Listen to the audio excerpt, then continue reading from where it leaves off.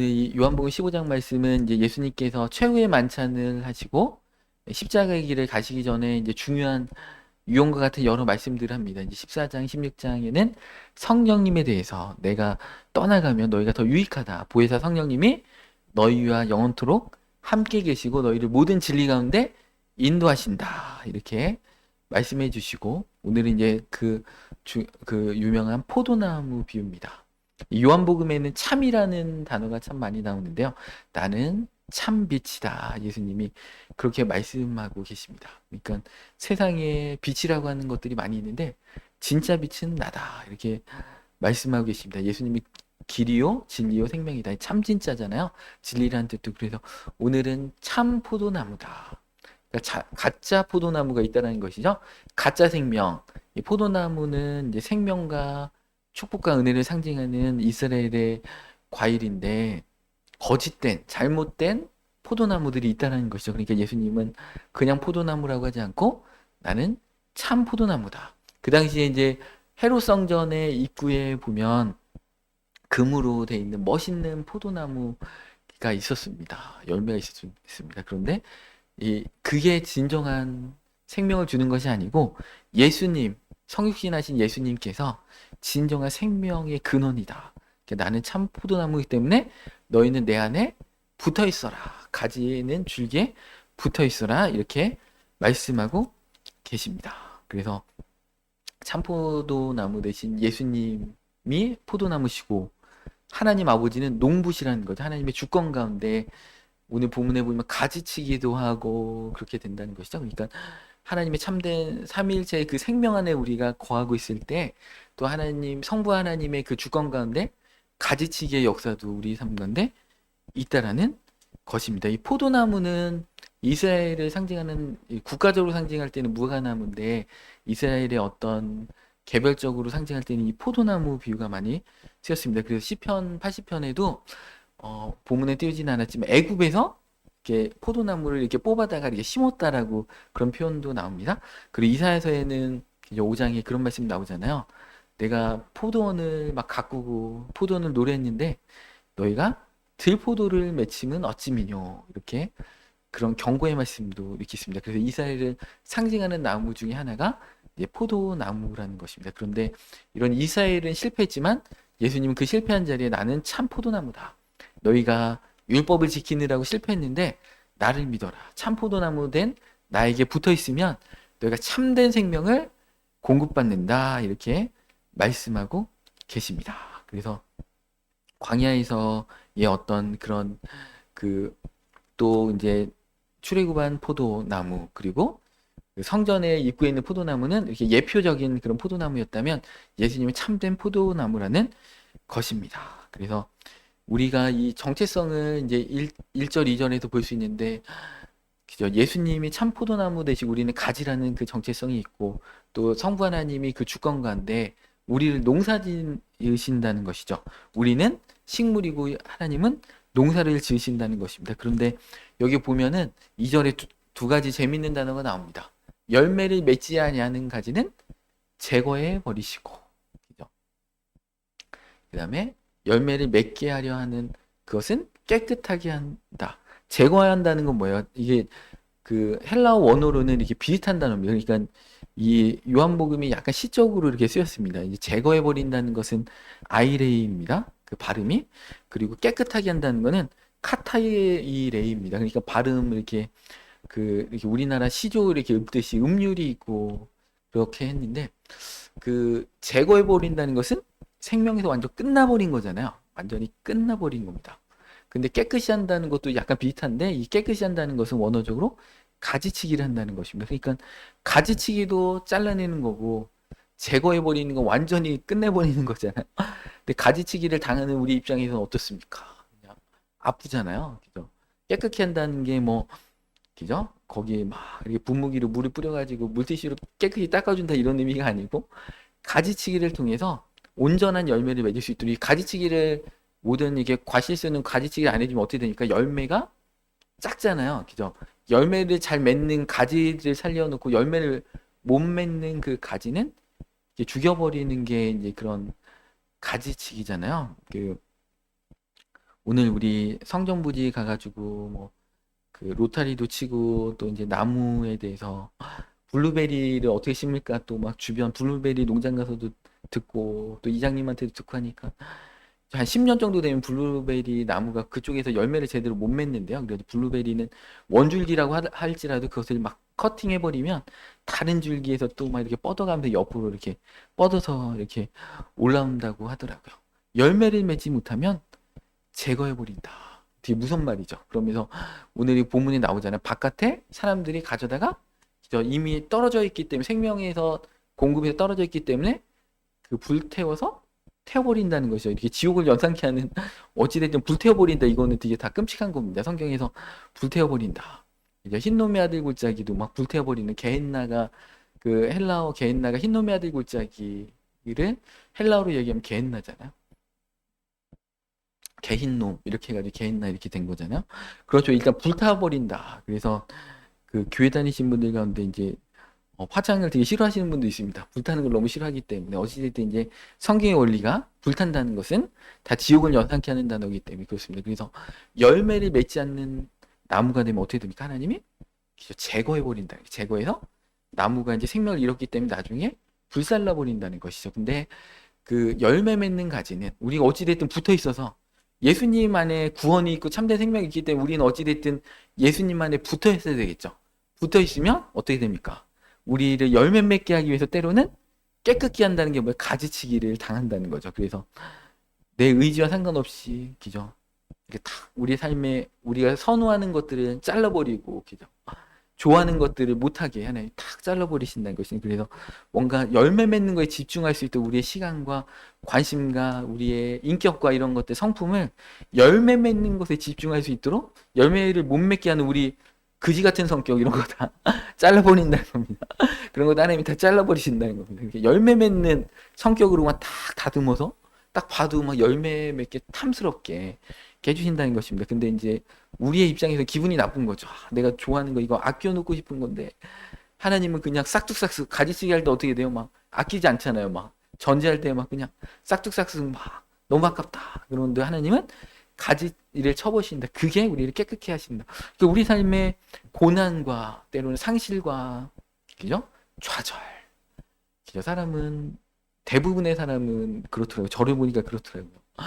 아픈 만큼 성숙한다고 이렇게 뭔가 고난이 있지 않고 어려움이 있지 않으면 주님을 찾지도 않고 멀리 멀리 세상으로 바로 돌아가려는 그런 습성들이 있습니다. 그래서 이렇게 내 맘대로 하고 싶잖아요. 내가 주인 되고 싶고 내가 하고 싶은 대로 하고 싶은 그런 성격들이 있는데 하나님이 그 고난이나 이 가지치기를 통해서 우리를 열매 맺는 삶으로 성령님의 열매도 맺게 하시고 그죠? 또 우리 삶에 풍성한 축복의 열매도 맺게 하시고 그런 열매를 맺게 오늘 본문에 나오는 게 뭐예요? 그 열매를 맺을 때 하나님이 영광 받으시다. 우리가 하나님의 자녀인데 우리가 지질이 궁상맞게 살면 하나님이 영광이 안 되잖아요. 그러면 하나님 어떻게 됩니까? 가지치기를 통해서 결국에는 처음에는 가지를 다 잘라놔가지고 볼품없어 보이고 그저 이게 빈약해 보이지만 하나님의 원래 목적은 가지치기를 통해서 온전한 열매를 맺는 그 결실의 단계로 해서 하나님이 영광을 받으시기 위해서 그죠? 우리가 잘 돼야지 하나님이 영광 되죠. 자녀들이 잘 돼야지 부모님이 다 어깨 피고 다니고 허리 피고 다니시는 거지. 그죠? 자녀들이 못 되면 잘 안 풀리면 그죠? 시골에 계신 부모님들이 이렇게 어떤 근심이 되고 뭐 이렇게 동네에 마실도 잘 안 나갈 거 아니에요. 그죠?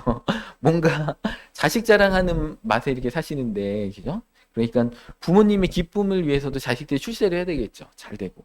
그런 것처럼 우리 하나님 아버지의 기쁨이 되기 위해서 우리가 열매 맺는 삶으로 이렇게 들어가야 한다는 것입니다. 그런데 이제 3절에 예수님께서 이렇게 말씀하십니다. 너희는 내가 일러준 말로 이미 깨끗하여졌으니 깨끗해지는 것이 두 가지잖아요. 첫 번째는 저 가지치기를 통해서 고난과 환난과 어려움을 통해서 깨끗해지고요.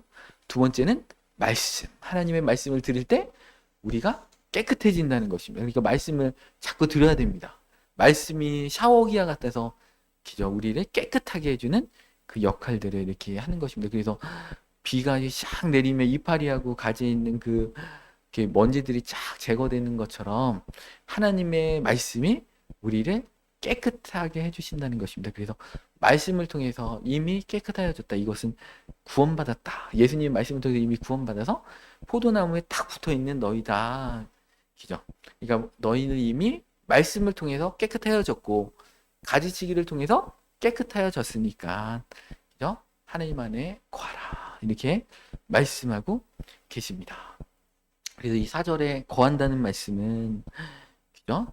우리 본 말씀이 11번이나 나옵니다. 거하라. 예수님 안에 거하라. 예수님 안에 거할 때 어떻게 됩니까? 그 예수님을 통한 그 생명의 것들을 공급받는 거잖아요. 그 영양분과 물을 공급받는 거잖아요.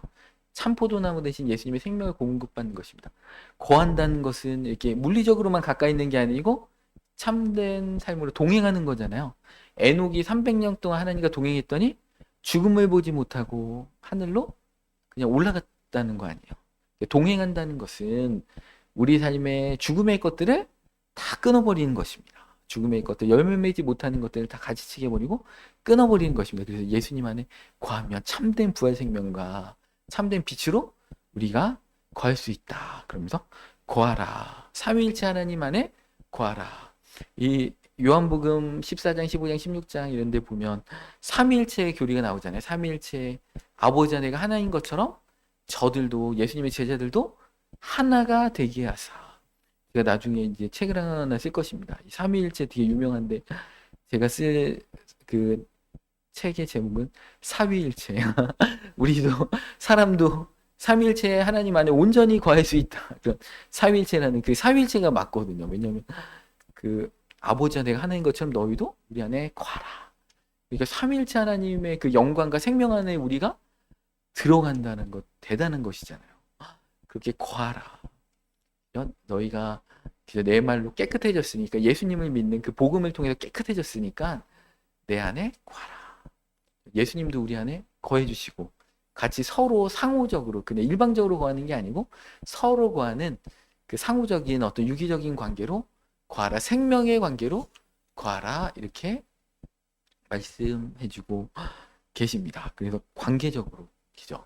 스스로 그 4절 중간절에 기죠. 포도나무에 붙어 있지 아니하면 스스로 열매를 맺을 수 없음 같이 기죠. 주님 안에 거한다면 우리가 영적인 생명을 공급받을 수 없으니까 그 포도나무처럼 그 줄기에서 떨어져 나가면 공급이 안 되니까 이미 죽은 거죠. 일시적으로 살아있는 것처럼 보였지만 이미 죽은 것입니다. 그러니까 스스로 열매를 맺을 수 없으니까 너희는 나의 안에 거하라. 내 안에 있지 아니하면 그러한다. 이렇게 말씀하고 계십니다. 그래서 바울 서신에도 그죠?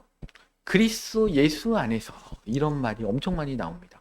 에베소에서에도 수십 번이 나오거든요. 그리스도 예수 안에서 예수님 안에 거할 때 이런 생명과 축복의 공급을 우리가 받을 수 있다는 것입니다. 그분을 떠나는 것 자체가 죽음이잖아요. 영적 사망이기 때문에 그렇습니다. 아들이 있는 자는 생명이 있고 아들이 없는 자는 생명이 없다. 이렇게 말씀하고 계시잖아요. 그래서 주님과 연합해라. 주님과 동행해라. 주님 안에 거하라. 이렇게 말씀하고 계십니다. 5절 하반절에도 나를 떠나서는 너희가 아무것도 할 수 없다. 조금도 할 수 없다. 절대 부정이잖아요. 하나도 할 수 없다. 스스로 잘난 척하면서 할 수 있다고 생각하지만 아무것도 할 수 없다. 예수님 안에 거하지 않으면 떨어져 나가면 하나도 할 수 없다. 그런데 예수님 안에 있으면 다 할 수 있다. 예수님을 떠나면 하나도 할 수 없다. 붙어 있으면 다 할 수 있다. 우리 빌립보서 4장 13절 말씀 보겠습니다. 빌립보서 4장 13절 말씀. 내게 능력 주시는 자 안에서 내가 모든 것을 할 수 있느니라. 그러니까 예수님 안에 붙어 있으면 모든 것을 할 수 있고 예수님한테 떨어져 있으면 아무것도 할 수 없고 이렇게 극과 극의 삶이라는 것입니다. 그럴 때 이제 어떻게 구하느냐? 7절에 보니까 그죠?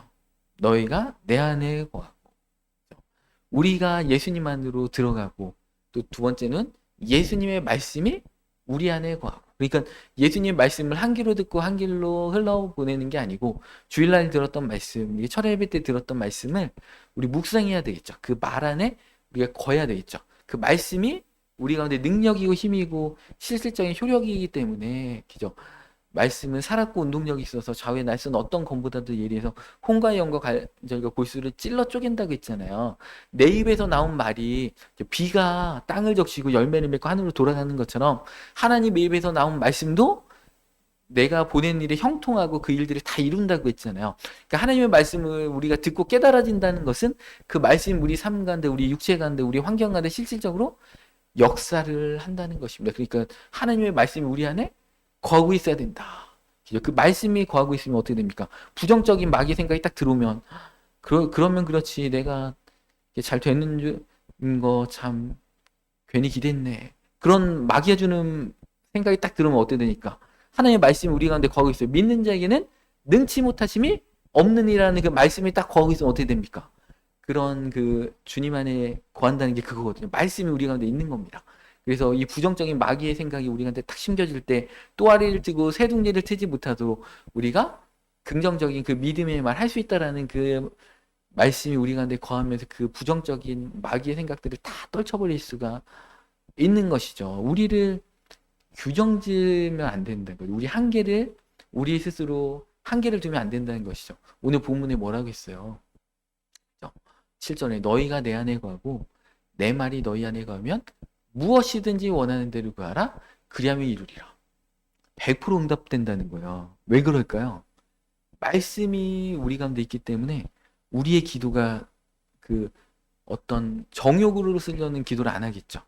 100% 하나님의 뜻 가운데 하나님의 나라를 위해서 구하겠죠. 그리고 우리가 우리 가정과 우리의 민족을 위한 기도도 주님의 뜻 안에서 구하겠죠.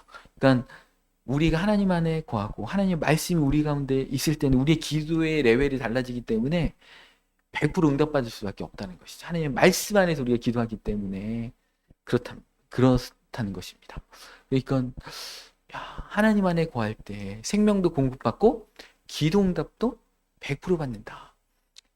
우리가 기도하는 게 응답이 안 되는 이유는 뭐겠죠? 가지치기 하는 중이기 때문에. 왜냐하면 지금 응답되면 멀리 세상으로 가기 때문에. 가지치기 아직 안 끝났는데 응답이 빨리 와가지고 열매를 맺어보면 어떻게 됩니까? 그래도 내가 열심히 하니까 이렇게 되는구나. 나의 지혜와 내 능력으로 느부갓네살처럼 바벨론 그 성을 막 거니면서 누가 이 성의 영광을 이뤘느냐. 그래도 내가 똑똑하니까 이렇게 딱 그 말이 떨어지기도 전에 이제 하늘에서 음성이 나서 네가 교만했구나. 너의 왕위를 뺏겨서 7년 동안 네가 짐승처럼 그래서 이슬 가운데 찬 이슬 가운데 살 거야. 그래서 그대로 됐다는 거 아닙니까? 7년 지나서 다시 그 왕위를 회복해 주셨던 것처럼 세상의 나라의 임금들과 대통령들도 교만하게 하면 하나님 심판하신다는 거예요.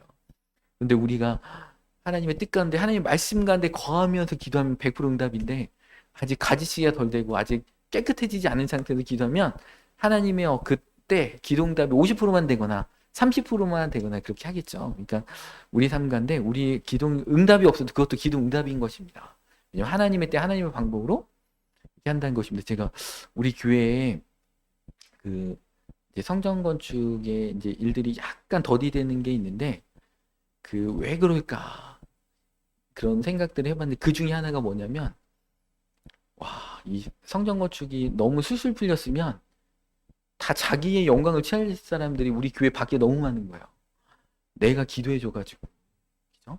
내가 그 성전 건축에 그 계약금을 헌금을 거액을 했기 때문에 내가 이렇게 조언을 해줬기 때문에 땅 보러 갈 때 내가 같이 보러 다녔기 때문에 그러니까 주변에요. 자기가 우리 교인이 아니신데도 우리 교회 성전 건축에 자기가 관여해가지고 이렇게 놀라운 역사가 일어났다고 자랑하고 다니는 사람이 너무 많아요.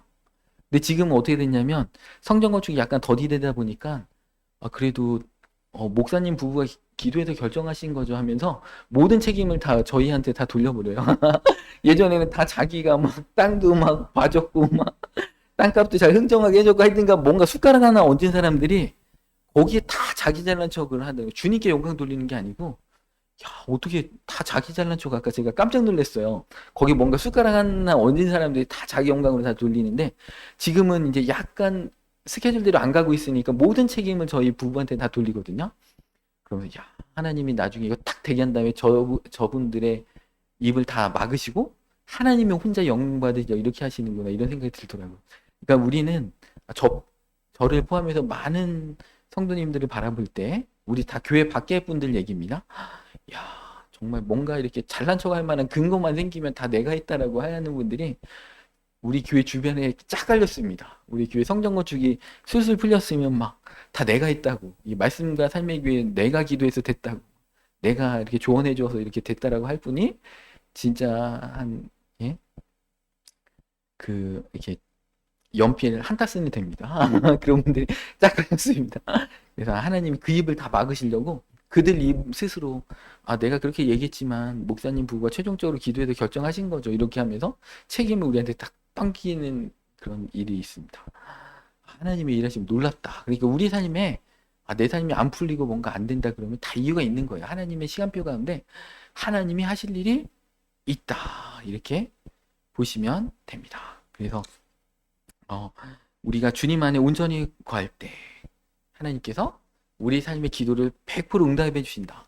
그러니까 뭔가 더디 이루어질 때는 하나님의 온전하신 뜻이기 때문에 하나님의 때에 하나님의 방법으로 되니까 우리 인내하면서 기다리고 있으면 된다는 것입니다. 그래서 이 열매를 통해서 8절에 그죠? 너희가 열매를 많이 맺으면 내 아버지께서 영광을 받으실 것이요 너희는 내 제자가 되리라. 왜냐하면 하나님이 영광 받으셔야 되기 때문에 그래요. 우리가 기도 응답이 빨리 되면 어떻게 됩니까? 내가 영광 받잖아요. 그죠? 근데 참된 가지치기와 참된 말씀을 통해서 깨끗하게 된 상태에서 열매를 맺으면 우리가 어떻게 됩니까? 이건 불가능해. 주님의 능력 외에는 이건 될 수 없어. 홍해를 가르시고 여리고성을 무너뜨리고 기도원에 300용사만 보낸 이유가 뭐예요? 25,000명이었는데 그러면 어떻게 됩니까? 이들이 7년 동안 고생했거든요. 그런데도 불구하고 잘난 척하는 그 심성이 이스라엘 백성이 있는 거예요. 7년 동안 그 이방 민족에게 압제를 받았어요. 근데도 거기는 수십만 명이 왔는데 이스라엘 군대가 25,000명으로 가서 싸우는데 그래도 몇십 대 1의 전쟁이잖아요. 그러면 이기면 어떻게 됩니까? 하나님께 영광 돌려야 되잖아요. 근데 이스라엘 백성이 7년 동안 일제 36년처럼 7년 동안 그 핍박을 받았는데 불구하고 그 정말 무지막지한 기적의 전쟁을 2만 몇천 명을 이기면 그들이 스스로 자랑한다는 거야. 그러니까 하나님이 그래서 내가 빼는 거야. 그래서 300명만 갖고 싸울 거야. 칼도 안 가지고 그저 항아리하고 횃불만 가지고 이겨버리잖아요. 하나님께 영광 돌릴 수밖에 없게 만드신다는 것입니다. 그러니까 제가 10년 전에만 제가 원하는 대로 기도응답이 다 됐으면 거의 루시퍼하고 맞먹습니다. 진짜 하늘 날아다니면서 그렇습니다. 자기가 교만인지도 모르게 교만한 사람은요, 여러분 말하는 거 딱 들으면 자기 교만인지도 몰라요. 자기 잘난 척인지도 모르고 막 교만 떨고 잘난 척 하는데 본인은 모른다. 는 것입니다. 그래서 우리가 기도응답이 늦게 되는 게 주님의 은혜다. 그죠? 주님을 더 알아가고 주님의 크신 은혜를 경험하는 것보다 더 큰 축복이 어디 있어요. 그죠? 우리가 돈 많이 벌고 뭐 건강하고 이거보다 주님을 기도하면서 정말 만나고 그죠? 어려움 가운데 막 금식하면서 주님 만나고 주님 사모하면서 만나고 그죠? 또 말씀을 막 사모하면서 주님 만나고 이거보다 더 큰 은혜가 어디 있습니까? 그래서 그죠? 열매를 통해서 모든 영광을 하나님께 돌릴 수 있도록 우리를 다듬어 가신다는 것입니다. 9절에 정말 놀라운 말씀이 나옵니다. 아버지께서 나를 사랑하신 것 같이. 그러니까 그 성부 하나님의 절대적인 사랑이 예수님한테 흘러갔잖아요. 근데 그 절대적인 그 사랑이 죄인된 우리에게 나도 너희를 사랑하였으니. 그죠? 하나님의 그 영원하신 그 사랑, 완전하신 사랑이 예수님께 갔던 것처럼 그 예수님 안에 있는 그 사랑이 우리한테 무조건적으로 절대적으로 우리 가운데 사랑을 부어주신다는 거예요. 이런 사랑을 우리가 받는 존재들입니다, 여러분. 여러분 뭐 우리가 뭐를 좀 누리고 뭐가 있다고 조건이 있다고 해서 행복한 게 아니에요. 우리가 진짜 행복할 게 뭐예요?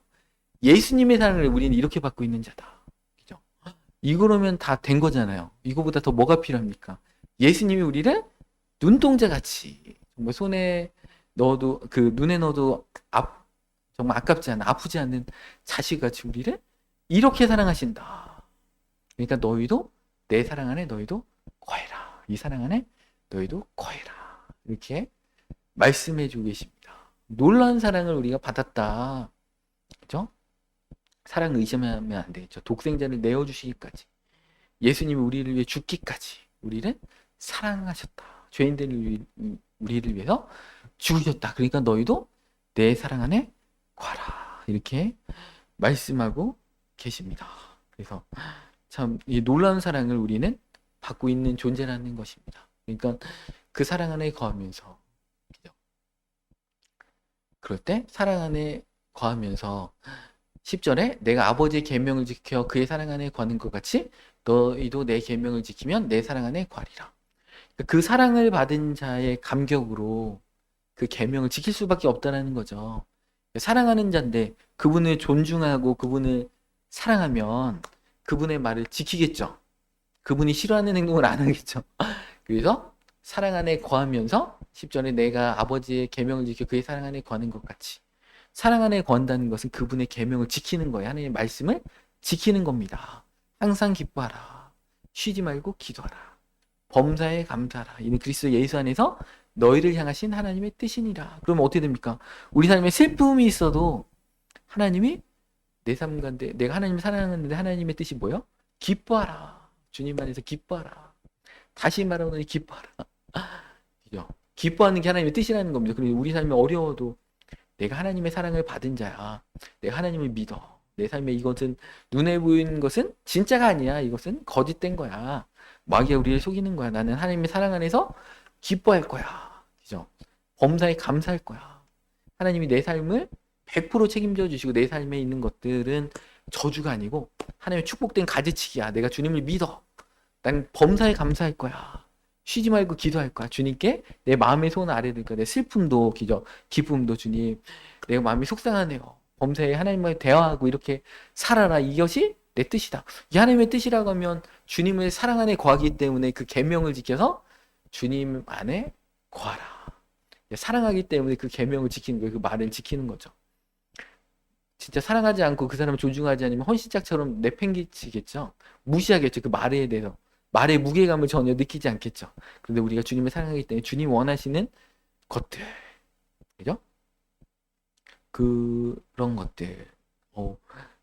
그러니까 그런 마음들이 있다라는 거죠. 그러니까 저는 이제 우리 그 딸내미들 남자친구들 이렇게 보면서 야, 되게 웃긴 게 뭐냐면 우리 딸들이 아빠를 이제 이렇게 성장 과정을 보면서 나는 아빠 같은 남편 안 만나야지 이런 생각을 대부분 한다고 합니다. 딸들이 보통 그러는데 결혼해서 만나는 사람들은 아빠랑 닮은 사람을 만나서 이렇게 한다는데 제가 예전에 그 이면 목사님 그 친구 20여 년 전에 이제 돌잔치에 갔는데 사위랑 그 장인어른이랑 너무 똑같이 생긴 거예요. 아들이라고 해도 믿을 정도 완전 판박이.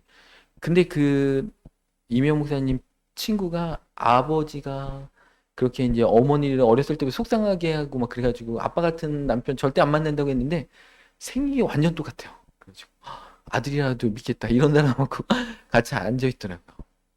근데 저희 딸내미들도 큰 딸내미 이제 그 교제하는 그 청년은 정말 이 엄마를 너무 사랑하더라고요. 엄마의 마음을 저도 이제 그 어렸을 때부터 그런 게 저희 어머니가 돈 쓰면 그렇게 마음이 안타깝더라고요. 마음이 아프고 막 어머니가 돈 쓰는 게 제일 싫은데 우리 큰딸과 이제 교제하는 그 청년도 자기 어머니가 돈 쓰는 걸 너무 싫어하는 거예요. 어떡하든지 어머니 막 호강시켜 드리려고 하는 거. 또 둘째 딸도 막 이게 설교 시간에 짧아서 다 얘기는 못하지만 하여튼 저 젊었을 때 저의 20대 때 단점은 다 갖고 있습니다. 그렇게 보시면 되겠습니다. 그래서 어떻게 이렇게 다 비슷한 사람을 우리 딸내미들이 만날까? 참 신기하다. 예? 그러니까 그 우리 은진이랑 사귀는 청년은 어쨌든 엄마를 사랑하니까 그죠? 엄마의 마음을 안 아프게 하려고 노력하고 막 애쓰고 이렇게 하는 것처럼 하나님을 우리가 사랑한다면 하나님의 마음을 아프게 안 하겠죠. 절대 아프게 안 하고 그 말씀을 최대한 지키고 뭔가 나를 통해서 주님이 기뻐하시기를 내가 내 삶의 인생 가운데 주님과 동행하면서 주님을 원하는 삶으로 우리가 살아가게 되겠죠. 주님의 마음을 우리 사사기의 새벽에 배웠잖아요. 주님을 떠나가면 하나님이 피눈물을 흘리시고 하나님이 아파하신다. 하나님이 뭐라고 하셨어요? 우상숭배가 떠나가니까 다시 회개했는데도 내가 영원토록 너희를 회복시키지 않을 거야. 영원토록 회복시키지 않는다고 했는데 다시 회개하니까 그것 때문에 뭐 마음이 아프신 거야. 하나님이 마음이 아프셔가지고 내가 저 자들을 다시 구원해야 되겠다 해서 이제 입다사사를 보내는 거 아닙니까? 하나님 말로는 너 이제 끝났어. 너하고 이제 끝이야. 그래도 하나님의 말은 그게 진심이 아닌 거죠. 어떻게 기죠? 부모가 자식들 진짜 너무 속삭이고 막 그러면 이놈의 자식 내가 다시는 너 도와주나 봐라. 너 이제 끝이야. 해도 몇 시간 지나면 또 가슴 아파가지고 그래 내 자식인데 나 아니면 누가 거두나. 그죠? 그래가지고 어떻게든지 자기 자식이니까 이렇게 그 품고 이렇게 가는 거 아닙니까? 하나님의 마음도 그렇기 때문에 우리가 하나님의 마음을 아프게 하면 안 된다는 것입니다. 그래서 주님의 말씀을 지켜서 그분의 사랑 안에 거해야 되는데 그렇게 얘기하는 이유가 뭐예요?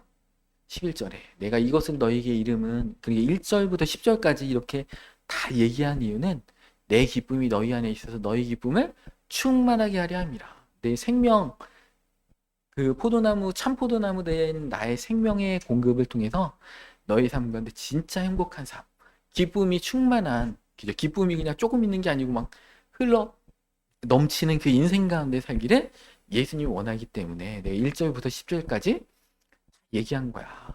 그러니까 얼마나 우리를 사랑하시는지 모릅니다. 그래서 우리가 주님의 온전한 기쁨 가운데 들어갈 수 있는 그 삶의 비결이 1절부터 10절까지 있습니다.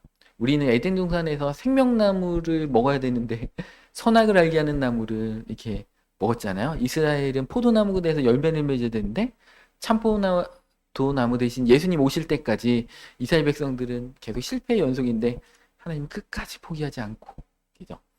이스라엘을 이제 구약 시대에 세우셨다면 이 신약 시대에 교회를 통해서 하나님 나라를 삼으시고 자녀들을 세워 나가시는 기죠.